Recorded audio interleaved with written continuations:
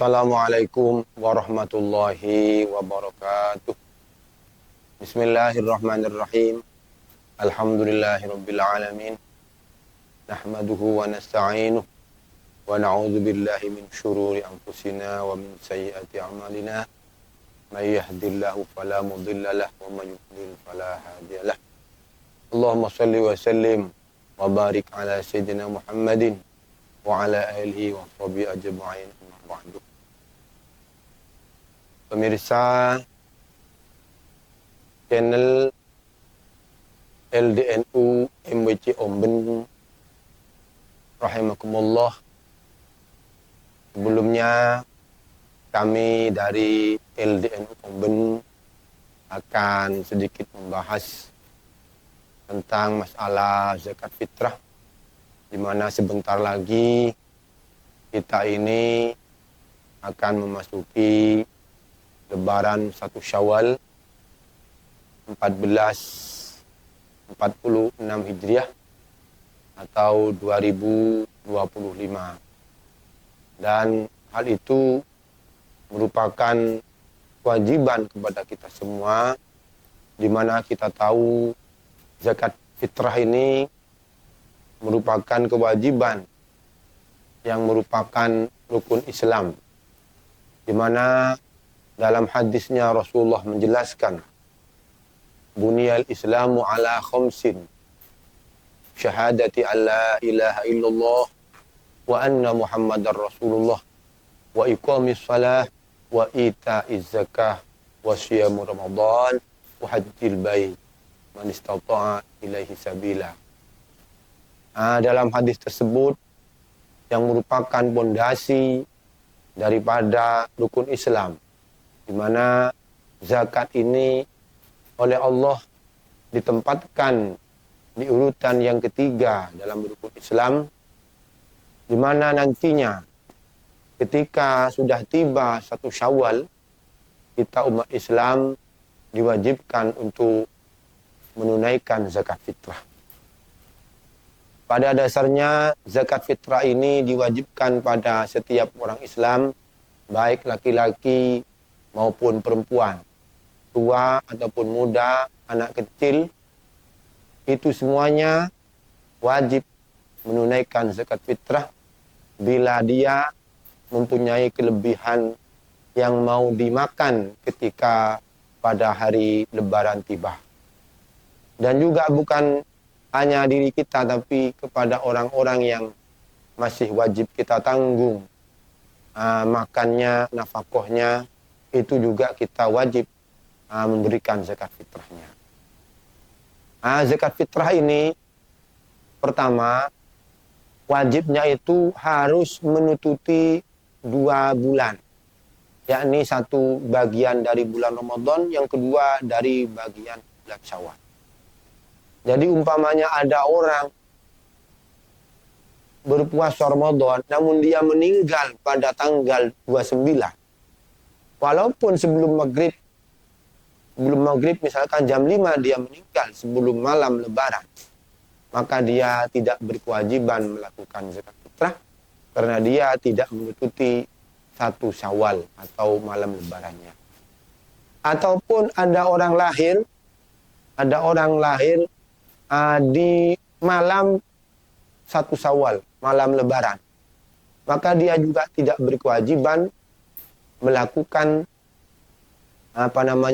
zakat fitrah karena dia tidak menutupi bulan Ramadan dan hanya menutupi bulan Syawal saja.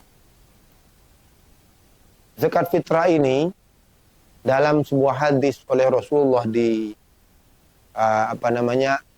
diberi gambaran di situ apa? Oleh Rasulullah, innaha tuhratun lisa'in minal lawi warrafasih, bahwa zakat fitrah ini merupakan penyucian diri bagi seorang yang berpuasa dari hal-hal yang tidak berguna dan ucapan-ucapan yang tidak baik. Jadi umpamanya kita di bulan puasa ini banyak melakukan hal-hal yang tidak berguna, seperti biasanya kawan-kawan banyak nonton HP, menonton apa yang tidak berguna, atau berucap hal-hal yang tidak baik, maka di antaranya yang dapat mensucikan orang yang berpuasa ini adalah dengan cara mengeluarkan zakat fitrah. Kemudian dalam hadis lain Rasulullah bersabda, "Syahrul Ramadan mu'allakun bainas sama'i wal ardi la yurfa'u illa bi zakatil fitri." Puasa di bulan Ramadan itu masih digantungkan di antara langit dan bumi. Tidak diangkat kepada Allah Subhanahu wa taala kecuali yang berpuasa itu melakukan zakat fitrah. Maka dengan zakat fitrah nantinya insya Allah mudah-mudahan amal kita semua dalam berpuasa ini diterima oleh Allah dan diangkat pahala-pahalanya kepada Allah serta dosa-dosa kita diampuni oleh Allah. Amin amin Allahumma amin. Kemudian dalam berzakat fitrah ini oleh ulama dalam mazhab Syafi'i, zakat fitrah itu diwajibkan menggunakan makanan pokok. Makanan pokok kalau di Indonesia itu yang dipakai adalah beras. Sementara kalau di Arab bisa memakai gandum, bisa memakai kurma, juga bisa memakai anggur. Namun kalau di Indonesia itu memakai beras. Ketika sudah sudah diukur dengan ukuran kilogram, maka di Indonesia ukuran dari zamannya Rasulullah ketika di Indonesia sudah diukur oleh para ulama adalah 2 kilo 7 on. 2 kilo 7 on ini kita oleh Allah diwajibkan untuk mengeluarkan zakat ini diberikan kepada asnafus samaniyah, golongan yang 8, yang diantara adalah fakir dan miskin, juga ibnu sabil, juga sabilillah, juga ada gharim, juga ada al-mu'allafati qulubuhum. Mungkin kalau di daerah kita sekarang ini kita yang ada adalah fakir dan miskin. Kapan itu diberikan? Kalau yang wajib diberikan itu adalah mulai maghribnya 1 Syawal. Ketika maghrib malam lebaran itu sudah wajib. Dan jangan sampai keluar kita memberikannya itu keluar waktu. Apa waktunya itu? Yaitu dari maghrib sampai maghrib lagi malam tanggal 2 di bulan Syawal. Ketika kita keluar dalam memberikan zakat fitrah keluar dari waktunya, maka hukumnya haram dan nantinya menjadi qadha. Jadi usahakan diberikan sebelum keluar kita melakukan sholat Idul Fitri. Karena apa tujuannya? Ketika diberikan kepada fakir miskin, maka orang-orang fakir miskin ini sudah tidak sibuk lagi untuk mencari makan untuk keluarganya, sudah dicukupi oleh zakat fitrah kita, sehingga mereka dalam hari itu bisa berbahagia, bisa menunaikan ibadah Idul Fitri, juga bisa bersilaturahim. Kenapa? Karena kita sudah cukupi dengan zakat fitrah yang telah kita tunaikan. Kemudian dalam zakat fitrah ini ada istilah takjiluz zakah.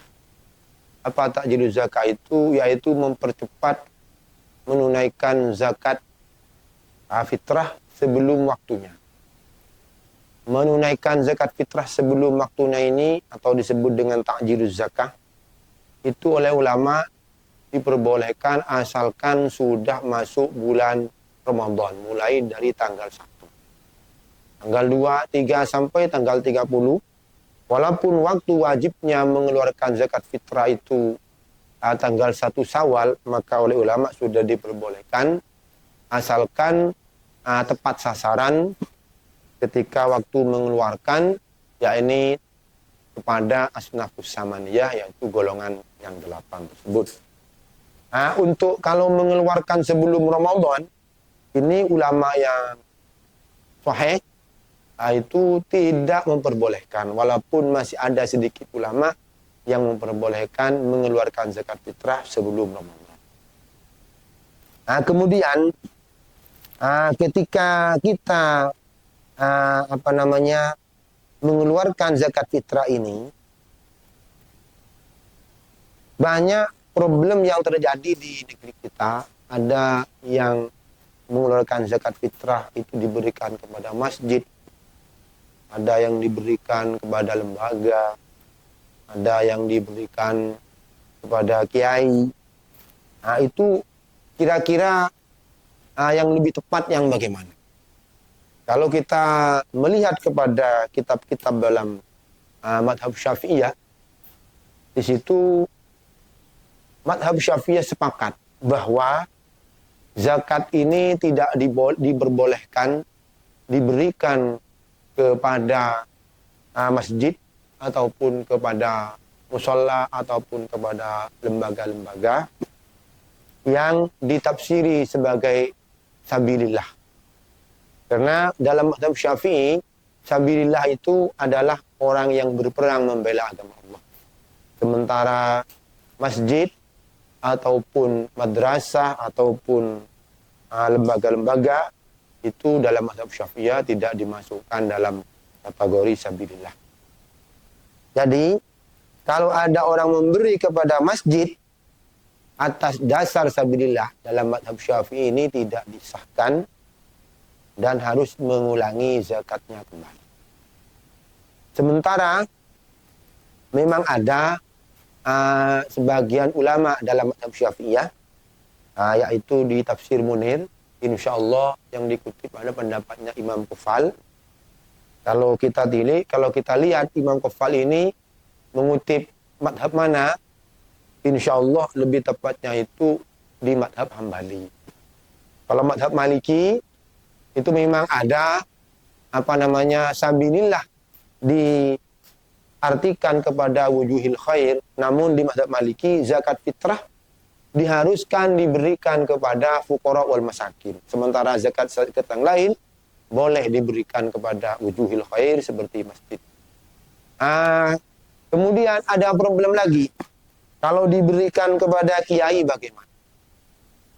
Maka di sini ulama juga meninjau.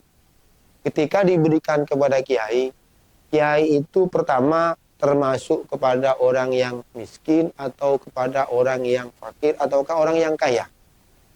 Takrif daripada orang kaya yang tidak boleh diberi zakat adalah menurut ulama man lahu kifayatu umril walid, yaitu orang yang punya kecukupan sampai pembiayaan dirinya dan keluarga yang ia tanggung sampai umur walid.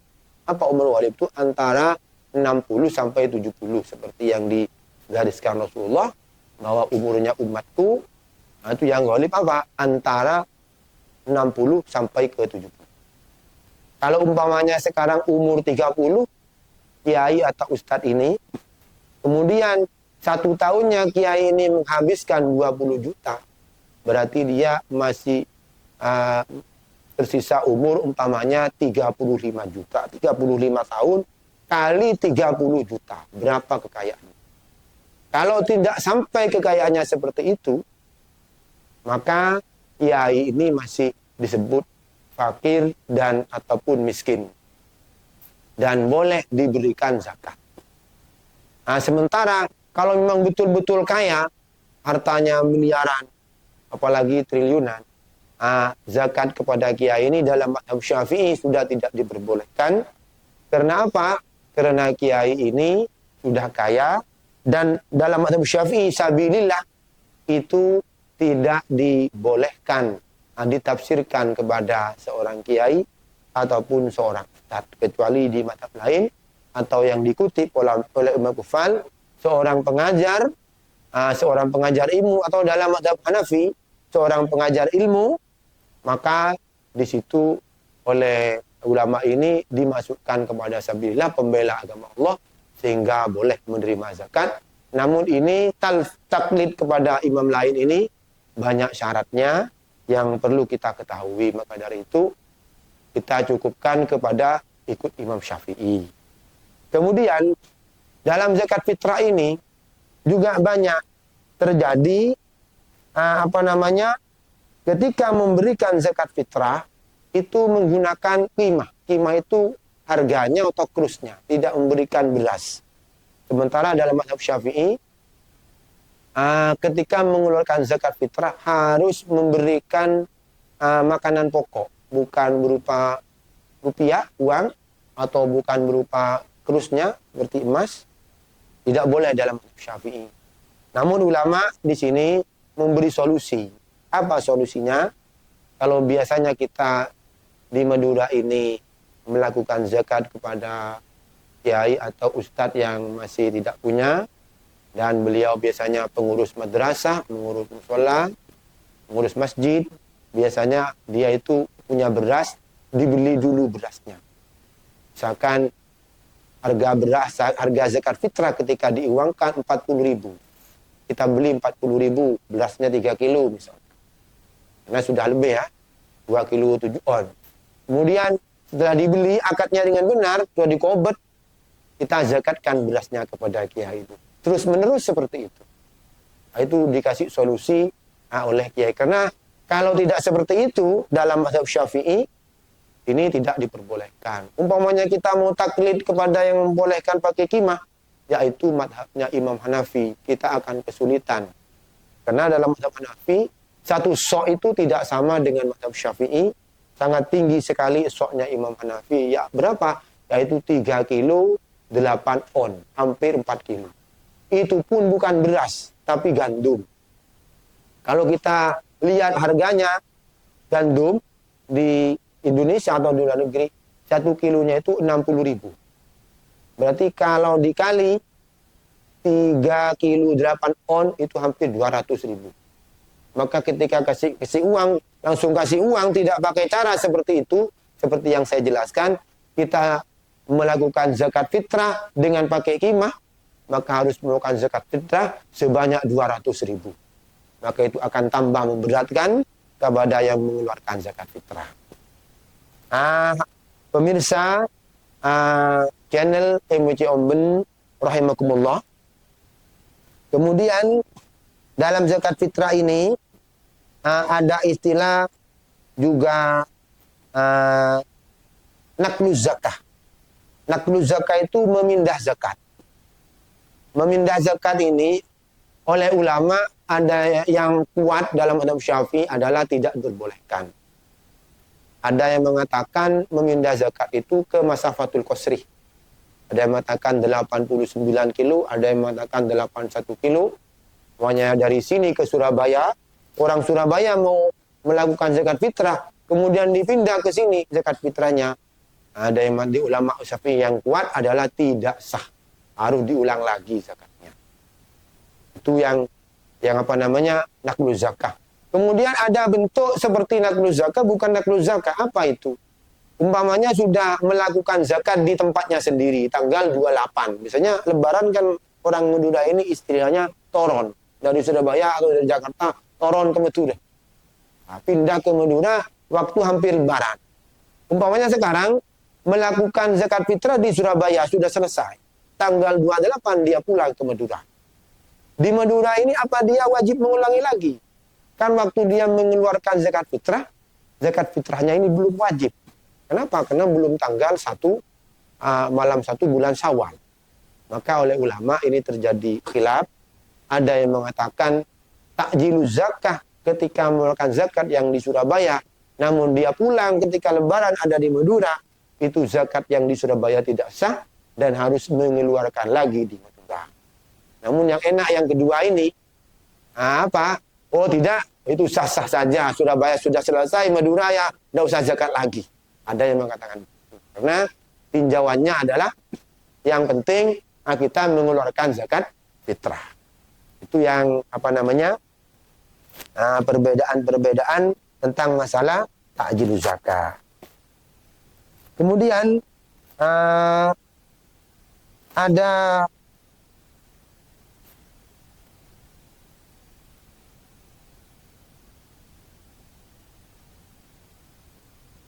ada kategori masalah zakat fitrah ini kepada apa namanya barang yang dizakatkan.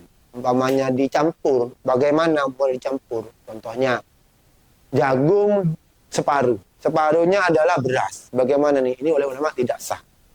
Jadi harus satu. Kalau jagung, kalau beras ya beras.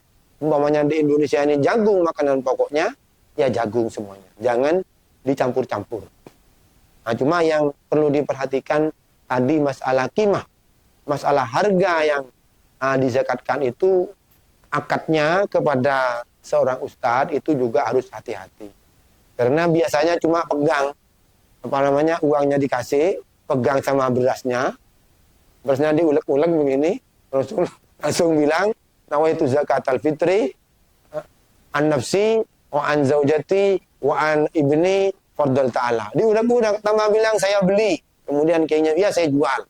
Diambil berasnya, dikobet dulu. Kemudian setelah dikobet, uangnya dikasih sama kiai, terus setelah jual beli, yang sah begini, kemudian dizakatkan. Saya mau zakat fitrah kiai, ustadz ini dari saya.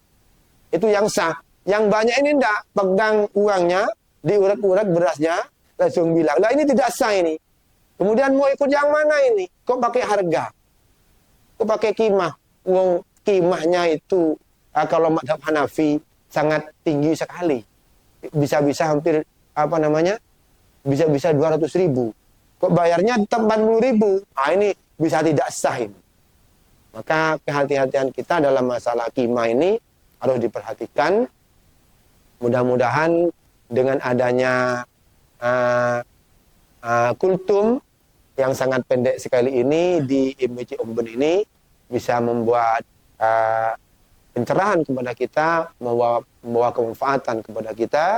Demikian yang bisa saya sampaikan. Lain kali insya Allah kita akan berjumpa kembali. Wassalamualaikum warahmatullahi wabarakatuh.